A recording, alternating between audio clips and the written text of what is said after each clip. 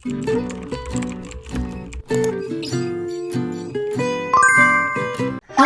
teman-teman semuanya. Di video kali ini aku mau share ke kalian gimana ceritanya aku hidup lama di China. Padahal awalnya aku dilarang sama orang tuaku untuk hidup di luar negeri sendirian. Jadi dari kecil itu aku suka banget sama bahasa Mandarin. Terus sejak SD, lagu anak-anak yang aku dengerin tuh biasanya lagu bahasa Mandarin. Dari kecil sampai SMA kelas 2 itu aku nggak pernah les bahasa Mandarin sama sekali. Aku tuh suka belajar sendiri gara-gara sering denger orang lain tuh bilang kayak gini. Belajar Mandarin itu ntar aja, kalau misalnya udah lulus S1 ke China 1 tahun, sekolah di sana biar langsung cas cistus. Kalau misalnya dari kecil sampai besar dilesin terus, sampai China juga nggak bisa apa-apa, nggak ngerti apa-apa. Lalu sampai SMA 3, akhirnya tuh aku mutusin setelah lulus SMA ini aku pengen masuk jurusan sastra Tionghoa. Jadi waktu itu aku sekitar SMA 3 kayaknya itu aku baru mulai les bahasa Mandarin. Kalau aku sendiri setelah lulus SMA 3 itu aku pengen banget langsung ke China untuk ambil S1. Cuman karena orang tua aku khawatir aku cewek sendirian ke sana, terus takut juga kena pengaruh yang buruk dari teman-teman di sana dan juga masalah keamanan. Jadi akhirnya ya udah aku akhirnya pilih jurusan sastra Tionghoa di Universitas Kristen Petra Surabaya. Terus waktu aku udah kuliah 1 tahun di UKP, aku tuh suatu hari lagi main Facebook dan aku tuh ngeliat ada poster tentang summer camp ke Beijing dan Shantung. Dan waktu itu aku begitu lihat langsung daftar. Dan waktu itu aku pergi dari Surabaya ke Bandung dulu, terus dari Bandung baru ke Beijing. Nah, untuk orang-orang Indonesia yang ikut waktu itu mayoritas orang-orang Indonesia yang kuliahnya itu di Guilin. Jadi summer camp-nya ini yang ikut itu keturunan Tionghoa dari berbagai negara, salah satunya yang dari Indonesia.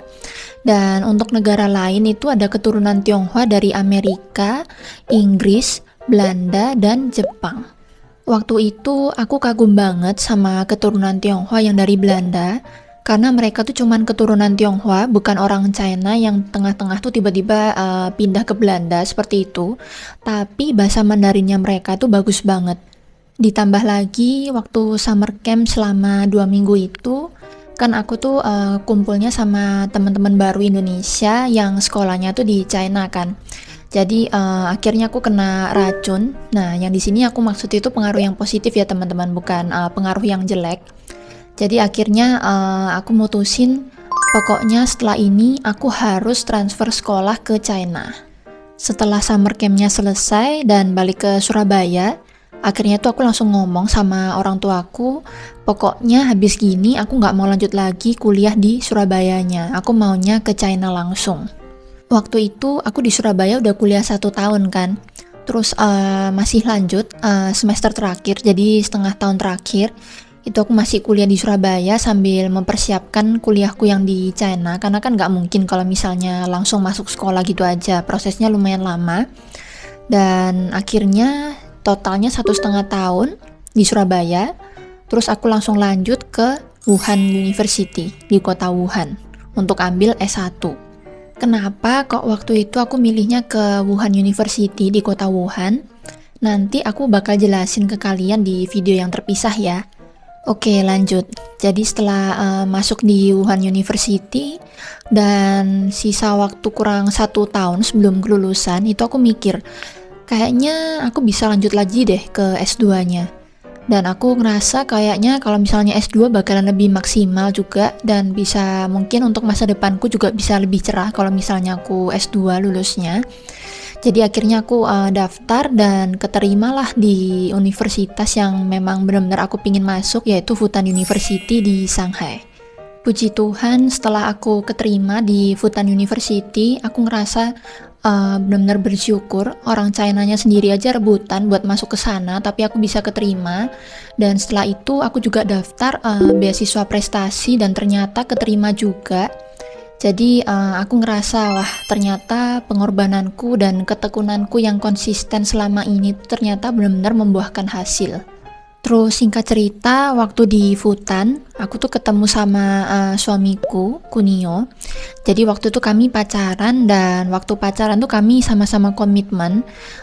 Jadi kami ini nggak mau cuman pacaran atau serius aja cuman waktu di Futan, waktu di Shanghai.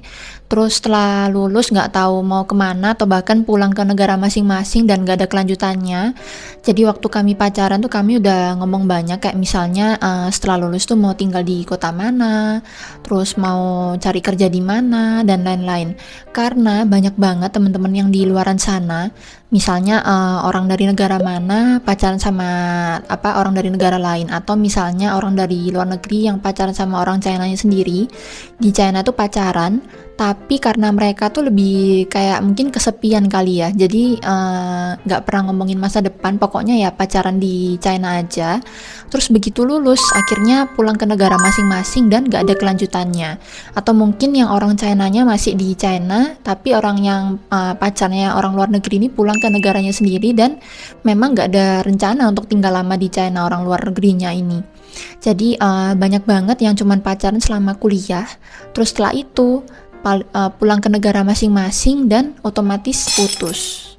Karena aku sama Kunio nggak mau kayak gitu, makanya kami tuh sering ngomongin masa depan bersama, bukan masa depan diri sendiri.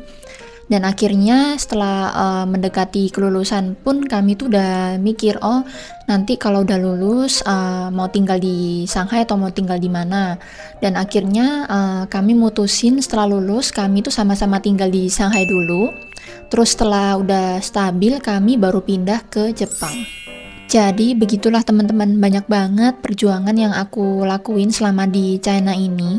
Baik dari urusan sekolah, terus urusan hubunganku sama Kunio yang pacaran sama WNA, terus masalah kerjaan juga. Dan gak terasa semua ini udah berjalan sampai hampir 10 tahun. Oke teman-teman, jadi begitulah ceritaku gimana kok bisa tinggal di China sampai selama itu. Dan semoga aja video ini bermanfaat buat kalian semua. Jangan lupa like, share, komen, dan subscribe channel ini karena masih banyak banget hal yang pengen aku share ke kalian. Sampai jumpa di video berikutnya ya. Bye-bye.